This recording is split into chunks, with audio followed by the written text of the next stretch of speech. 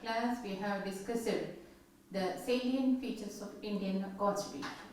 In this class we will discuss the philosophy of Indian Constitution, or put it in another words, the preamble to the Constitution. In order to understand the preamble to the Constitution, we should understood the philosophy of the Constitution. Here question arises, what is meant by philosophy of the Constitution? It means it explains the conceptual structure. It helps to understand the meaning of terms used in the Constitution such as rights, citizenship, minority and democracy. It gives a better grasp of set of ideas embedded in the Constitution. Every Constitution has a philosophy of its own. The preamble is an introduction to the Constitution. It describes the nature, source, ideology, goals and objectives of the Constitution. It describes India as a sovereign, socialist, secular, democratic, republic nation. And it underlines the national objectives of social justice, economic justice, political justice as well as fraternity. It emphasizes the dignity of individual and unity and integrity of the nation.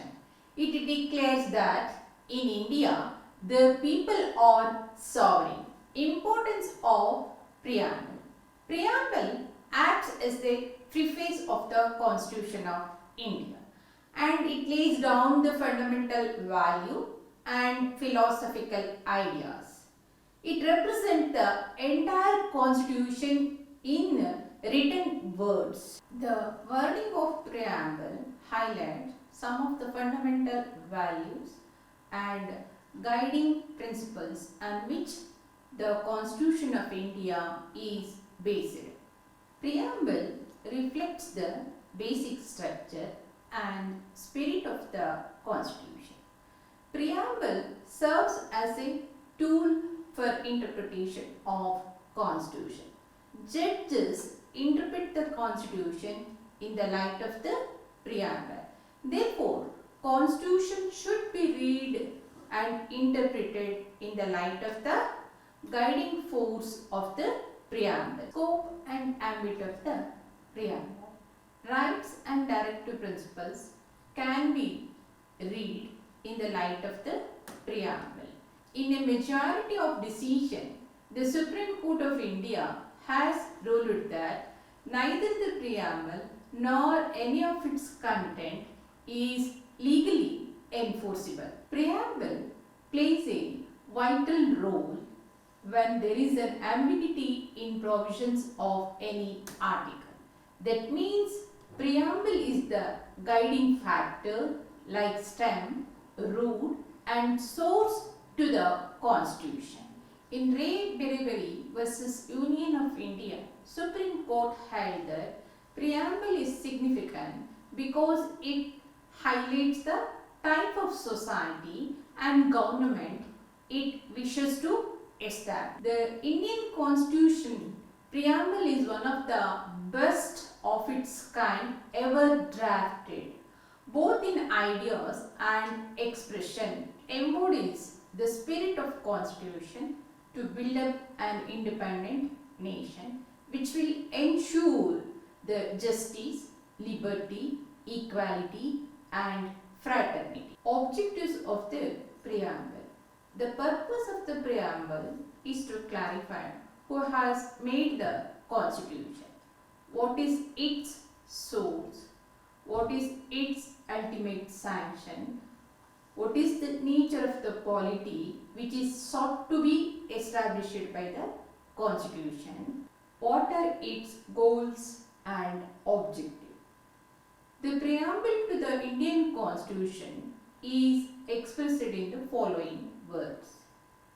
We the people of India, having solemnly resolved to constitute India into a sovereign, socialist, secular, democratic republic, and to secure all its citizens, that is justice, social justice, economic justice, political justice, then liberty of thought, expression, belief, faith and worship, equality of status and of opportunity, and promote among them all, and finally fraternity, which is assuring the dignity of the individual and unity and integrity of the nation.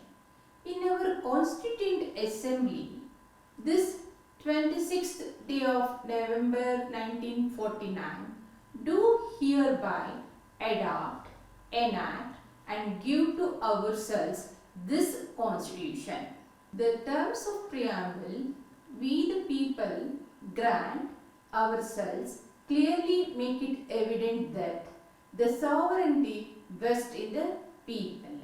The people of India thus constitute the sovereign political body that hold the ultimate power, who hold the ultimate power and who conduct the polity of the government through their elected representatives. The nature of Indian polity is also expressed by the terms sovereign, socialist, secular, democratic, republic. The preamble of the Constitution serves two purposes. It indicates the source from which the Constitution derives its authority, and it also states the objective which the Constitution seeks to establish and promote. We have discussing the terms which are used in the preamble one by one. We are already discussed some of the terms. Now we are discussing independent and sovereign. The Constitution of India, unlike preceding Government of India Act 1935 and 1919, is not a gift of British Parliament. Ordained by the people of India through their representative, assembled in a sovereign constituent assembly, which was competent to determine the political future of the country in any manner it liked. Sovereignty is a concept of international law. With the advent of independence, India gained an independent status as a separate sovereign nation. The Crown of England ceased to have legal or constitutional authority over India. Sovereignty means an independent authority of a state, and state is not subject to any external control. It means that it has the power to legislate on any subject. Republic means republic declares that the source of all authority under the Constitution is the people of India, and that there is no subordination to any external authority. Pakistan is a British dominion until 1956.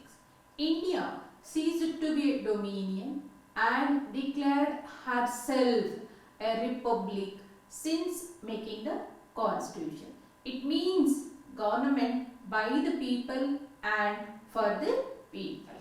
We have an elected president. He is the head of the nation, and all office, including the office of president, will be open to the public or to all citizens. Promotion of international peace. India's pledge contribute to the promotion of world peace, which is reiterated in Article 51 of the Constitution. The state shall endeavour to promote international peace and security and maintain just and honorable relations between nations and international law and treaties. Though India declares her sovereignty to manage her own affairs in unmistakable terms, the Constitution deals, though India declares herself sovereignty to manage her own affairs in unmistakable terms, the Constitution doesn't support isolationism. Indian sovereignty is consistent with the concept of one world, international peace and amity. The next term is democracy. The picture of democratic republic, which is envisaged in the preamble, is not only political democracy but also from the social point of view. The democracy which is envisaged in the Constitution, of course, a representative democracy. The people of India are to exercise their sovereignty through the parliament at the centre and legislature in each state. The next term is justice. In that, first one is political justice, means the absence of any arbitrary distinction between man and man in political sphere. In order to assure the political justice, every person in the territory of India, irrespective of his property or educational qualification, should be allowed to participate in the political system like any other person. Universal adult suffrage was adapted with this object. The term economic justice, it requires not only the removal of poverty but also the multiplication of natural wealth and resources. Economic justice aims at establishing economic democracy and a welfare state. The idea of economic justice is to make equality of status meaningful and life worth living at its best, and removing inequality of opportunity and status. Social justice is a fundamental right. Social justice means to remove social imbalances by law, harmonizing rival claims or interest of different groups and sections in the social structure. Social justice denotes the equal treatment of all citizens without any social discrimination like race, sex, color, religion and so on. Social justice would be possibly only by means of absence of privilege to any popular section of the society and improvement in the conditions of the backward classes like SC, ST and OBC and as well as women. Terms used in the preamble we are discussing here is liberty, fraternity and equality. First one is liberty. The term liberty means the absence of restraints on the activities of individuals and at the same time providing opportunities for the development of individual personalities.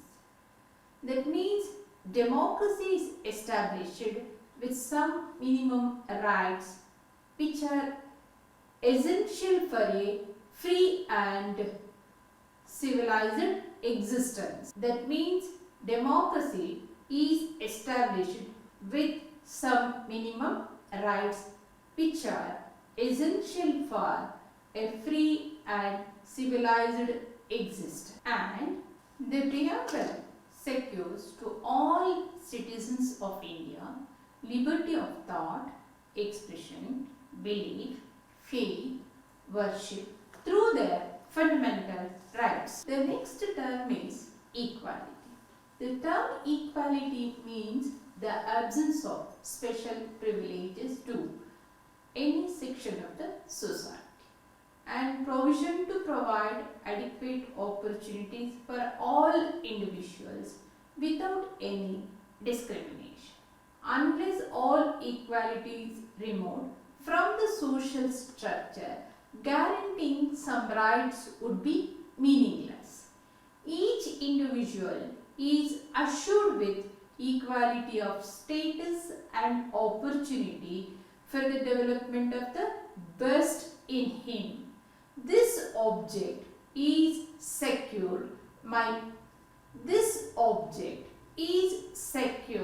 by making illegal all kinds of discrimination by the state between citizen and citizen. The state shall not make any kind of a discrimination between citizens simply on the ground of religion, race, caste, sex or place of birth.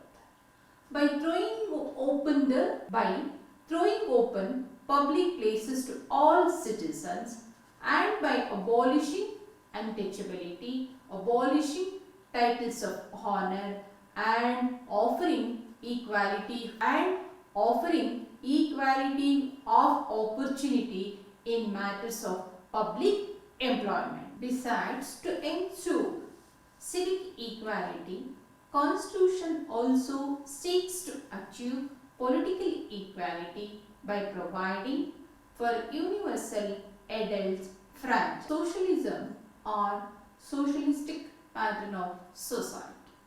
Indian Constitution envisages socialism not in the usual sense, because socialism involves nationalization of all means of production and abolition of private property. The Indian brand of socialism is a democratic socialism, is certainly an expansion of the function of the state. The establishment of a socialistic state and welfare state is the goal envisaged by the Constitution.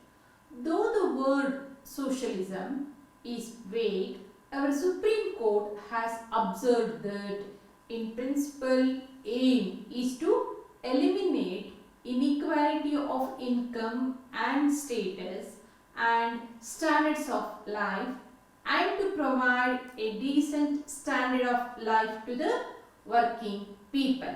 Therefore, Indian Constitution does not seek to abolish private property altogether, but seeks to put it under restraint so that it may be used in the interest of the nation, which includes upliftment of the poor.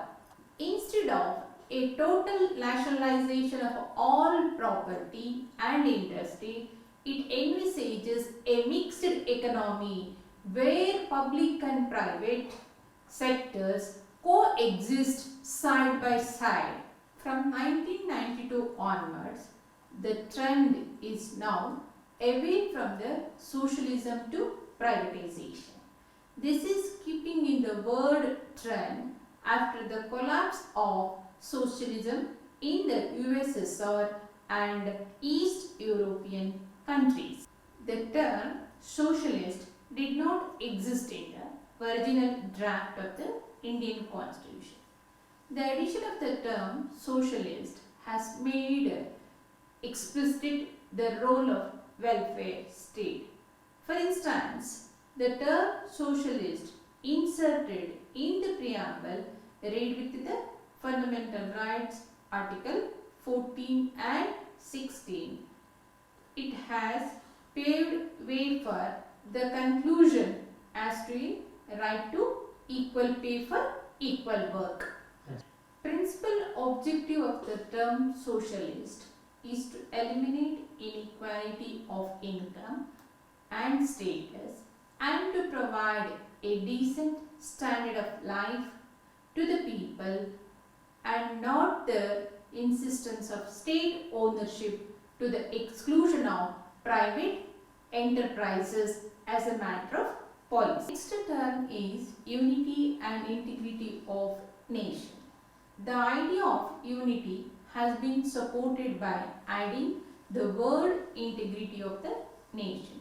In the preamble by 42nd Amendment Act in 1976, but neither the integration of the people nor a democratic political system could be ensured without infusing a spirit of brotherhood amongst the heterogeneous population belonging to different race, religions and cultures. Next word we are discussing here is secularism. A secular state guaranteeing freedom of religion to all. India is a country with diverse population that is heterogeneous in religion, culture, tradition and several other matters. A secular state means the state protects all religions equally and doesn't itself uphold any religion as a state religion. However, the term secular was not present in the original constitution. By 42nd Amendment Act in 1976, the word secular is added to the preamble, thereby making the idea of secularism explicit. The principal aim of secularism is that state shall have no religion of its own, or there shall be no state promoted or no state sponsored religion. Thus, in India, there is no state religionate church, or thus in India, there is no state recognized church or religion. It ordains that state shall respect all religion equally. Secularism is a part of the basic structure of the constitution.